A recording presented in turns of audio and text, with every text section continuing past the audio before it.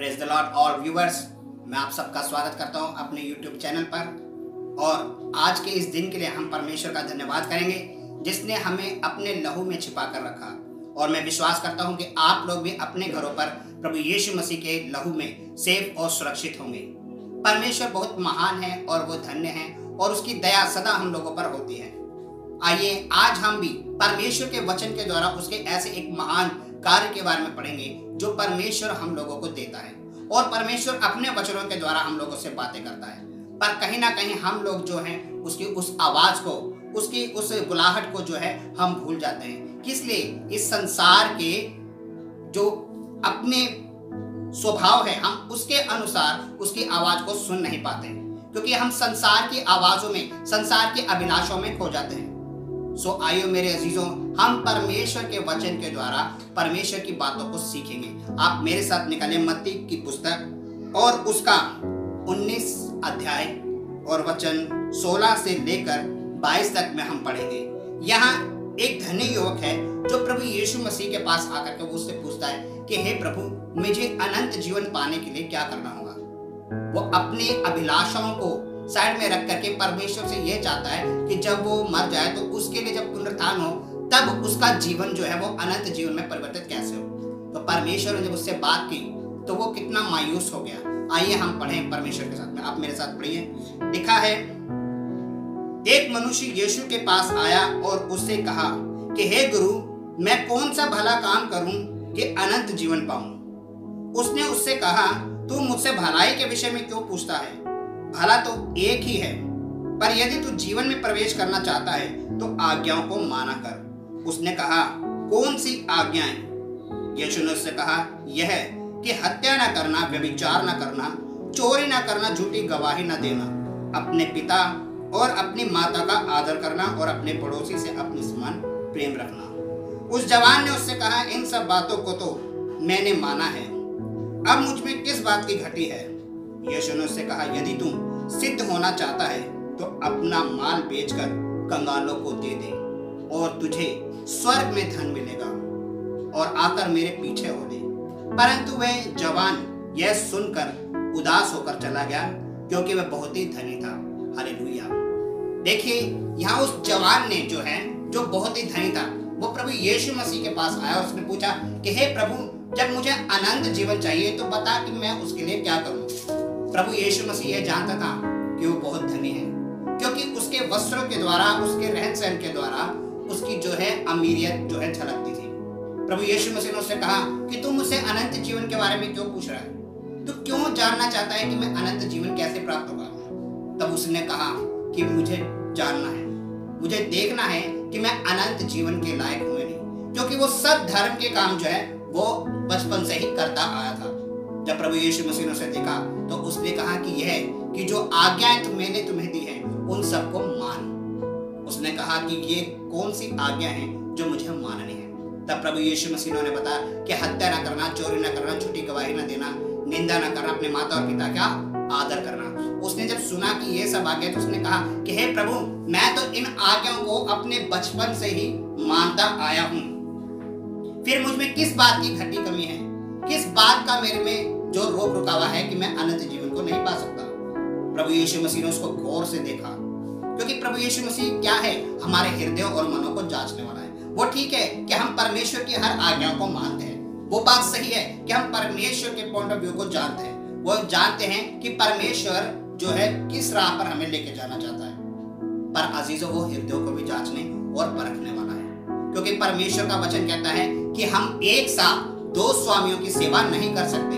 हम एक के साथ मिले रहेंगे और दूसरे के साथ धोखा करेंगे। इसलिए अजीजों, परमेश्वर का वचन कहता है कि ना हम परमेश्वर की और ना हम धन की, दोनों की एक साथ सेवा नहीं कर सकते। हम संसार की और परमेश्वर की दोनों की बातों पर नहीं चल सकते। इसलिए परमेश्वर ने उसे गौर से देखा और उसे कहा कि तुझ में अभी भी एक बात की घटी है, क्योंकि वो बहुत ही अमीर था, वो बहुत ही धनी था।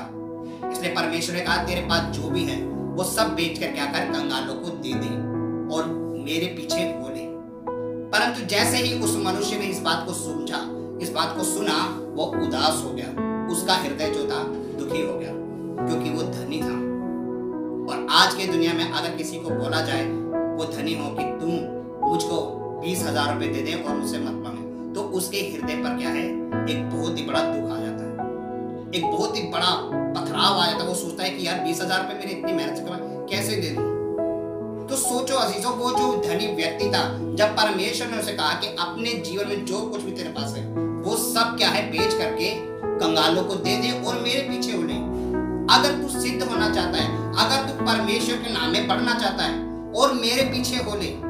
यहाँ अजीजों परमेश्वर का वचन कहता है यदि कोई मेरे पीछे आना चाहे तो पहले क्या करे, अपने आप का इनकार करे और अपना क्रूस अपने कांधों पर उठा ले।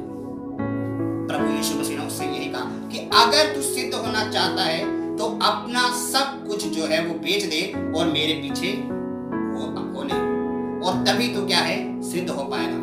इसलिए परमेश्वर का जो वचन है वो आज हमें यही सिखाता है कि हम अंत के समय में क्या है, धन ना बटोरे, हम पैसों के पीछे, संसार के अभिलाषों के पीछे ना चले, बल्कि उस परमेश्वर की आज्ञाओं को माने, उसकी आवाज को पहचाने जो परमेश्वर आज हमें देता है। परमेश्वर बाहें फैला करके खड़ा है, वो हमें बुलाता है कि हे मेरे अजीजों और पापों के तले दबे हुए, थके मांदे बोझ के तले दबे, मेरे पास आओ, मैं तुम्हें आराम दूंगा, मैं तुम्हें शांति दूंगा, मैं तुम्हें विश्राम दूंगा।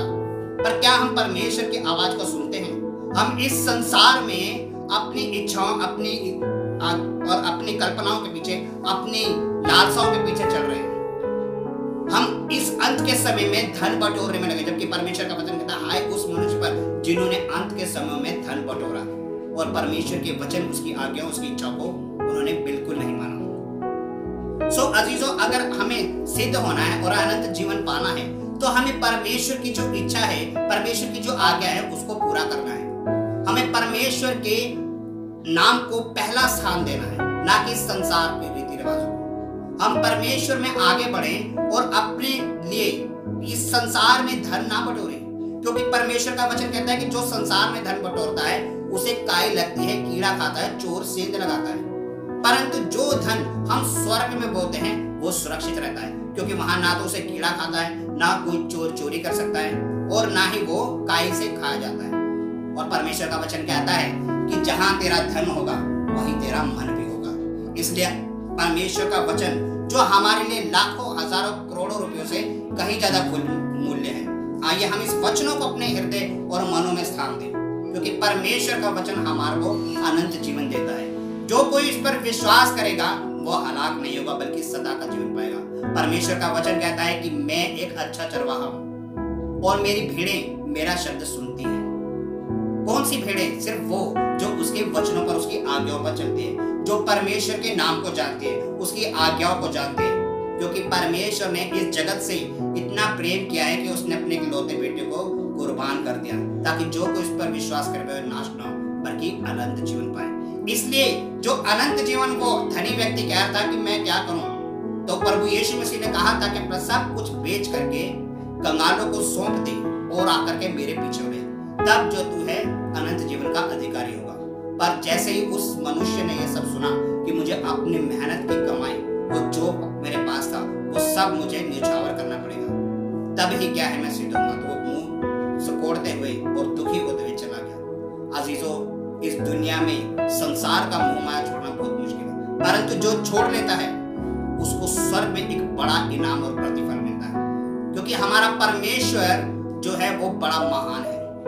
अगर वो चाहता तो क्या वो इस स्वर्ग पर नहीं रह सकता? वो क्यों आया इस दुनिया में हमारे लिए दीन और शून्य होकर? वो भी तो बहुत धनी था, वो भी बहुत महान था, बहुत रिच था, परंतु वो स्वर्ग के उस सिंहासन को छोड़ करके हमारे बीच में आया ताकि हम अपने पापों से, अपने गुनाहों से मुक्ति पा सकें। सो अजीजों, समय है, मौका है हमारे पास इस अंत के समय में कि हम सब क्या करें, अपने पापों से मन फिराएं और परमेश्वर की उन आज्ञाओं को जो परमेश्वर ने हमें दिया है, हम उस आज्ञाओं की पालना करें, परमेश्वर की उस आवाज को सुनने पाए जो परमेश्वर कहता है कि मेरी भेड़ें मेरा शब्द सुनती हैं और मेरे पीछे पीछे चलती हैं। हम सुने कि परमेश्वर हमसे क्या चाहता है, उसकी इच्छा हमारे जीवन में क्या है। हम पहले खुद बचें और फिर जो वचन हमारे पास पहुंचता है वो लोगों तक पहुंचाएं, क्योंकि परमेश्वर का वचन कहता है कि जो आज्ञाएं, जो शिक्षाएं मैंने तुम्हें दी हैं उन्हें तुम मानो और इस संसार के लोगों तक वो शिक्षाएं और आज्ञाएं पहुंचाओ, उन्हें चेले बनाओ और बाप और बेटा और पवित्र आत्मा के नाम से बपतिस्मा दो, फिर देखो मैं जगत के अंत तक तुम्हारे साथ हूँ। वो सदैव हमारे साथ है, हमारे ऊपर उसकी दया और करुणा सदा बनी रहती है। पर अजीजों, जरूरत है हमें उसे देखने की, उसको सुनने की, और ये सब जब ही होगा जब अपने पापों गुनाहों से मन फिरा करके उसकी इच्छा के अनुसार चल पाएंगे। सो मेरे अजीजों, मैं विश्वास करता हूँ कि परमेश्वर ने आप इस वचन के द्वारा बात की है और आप इस वचन से आशीषित भी हैं। सो मैं तब आप सबका धन्यवाद करता हूँ और शुक्र करता हूँ कि आप लोग परमेश्वर के वचन को ग्रहण करते हैं और इसके अनुसार चलते हैं। सो अजीजों, आप सबका धन्यवाद। जय मसीह की।